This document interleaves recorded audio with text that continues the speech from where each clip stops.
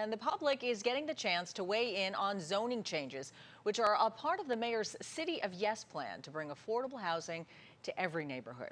Now, these new zoning laws would also be good for mom and pop shops. So here to explain more about that are Mayor Eric Adams and City Planning Director Dan Garodnick. So good morning to the both of you, and thanks for taking the time to be with us.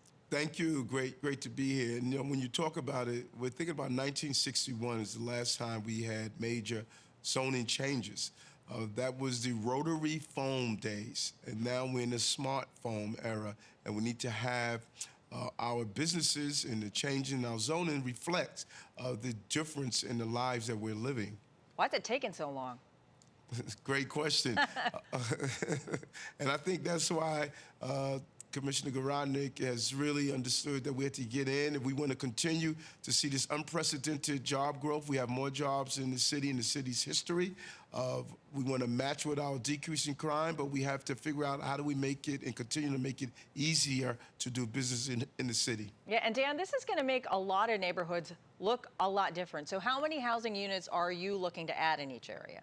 So first of all, there's three proposals that the mayor has advanced through the Department of City Planning and as part of our City of Yes initiative. The first one on the environment passed the City Council last year. The second one that we're focusing on here, the mom and pops, evolving our commercial districts, allowing for more innovation, dealing with rules that have become laughably outdated and are perpetuating vacant storefronts around the city. That's the proposal the City Council is considering this week. And then the third proposal, the third of three, is for housing. And that one right now is being reviewed by community boards and borough presidents and will be voted on at the end of this calendar year. But most importantly for this one, we see that our zoning rules have gotten antiquated. They call out taxidermy and telegraph stores, but not 3D printing or virtual reality. We need to modernize our zoning so that we are not limiting our own growth and evolution. It's a 21st century economy. Yeah. We got 1961 rules, and we're looking to deal with that now. How are you addressing some of the concerns, though, of some communities that say this can't be a one-size-fits-all thing? You know, in some of the more densely populated areas that say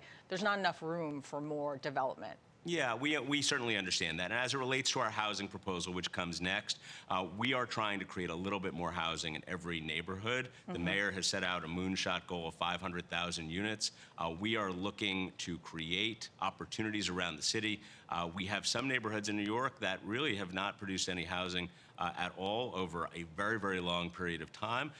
And New Yorkers are struggling today. The rent is high, we have gentrification pressures, we have homelessness, and we have a real imbalance of power between landlords and tenants. But that's the next proposal. Here, we are focusing on economic development and an opportunity for us to revitalize our commercial corridors and stop the perpetuation of vacant storefronts around the city. Yeah, and Mr. Mayor, how will this help those small mom and pop shops? In so many ways. When you think about it, as Dan pointed out, we don't have any rules on the book now that talks about cell phones. We don't have any rules now that allow in our restaurants where you want cabarets to dance. There are different ways that our business communities, they have come to us and stated these restrictive rules is preventing us from growing. We've done a great job in bringing in more jobs in the city, as I stated, more than the city's history, but we know we can go even further, and that's why these changes are important. And I can give you some examples. You know, in a commercial corridor, you can today have a model car hobby shop, but not laser tag. In a home occupation, you can be a music teacher, but not an interior decorator. You can bake bread on a retail street, but you can't make salsa. So these rules are out of date. We need to advance our local economy and do this in a way which reflects a 21st century environment. All right, good to know. All right, well, let's switch gears now. Mr. Mayor, we wanted to talk to you about that partial building collapse in Brooklyn. I mean, the city's aging infrastructure, obviously in need of attention, but this building was vacant. And people are now afraid that this is going to happen in other vacant or abandoned buildings. Do we have enough housing building inspectors to make sure that this doesn't happen somewhere else? Yes, we do, and they were free from our pegs. They were not. When we were finding efficiencies, that was one area we did not look at to find a decrease in number. We have a suitable number of inspectors, and we continue to recruit for more inspectors. But Commissioner Otto, he's on top of this. He's doing a thorough investigation, and we determine exactly what happened in this case. We also wanted to ask you about several other things. Former Governor Cuomo talking about NYCHA, claiming residents were possibly getting arsenic poisoning, and he said that they were ignored because, quote, they are not wealthy Park Avenue residents. How do you respond to that? Well, I've always stated over and over again, I'm hoping that the mayor should have complete control of NYCHA. NYCHA has had issues of dysfunctionality for so many generations, and we've made real wins. Number one, we put it into our housing plan the first time ever.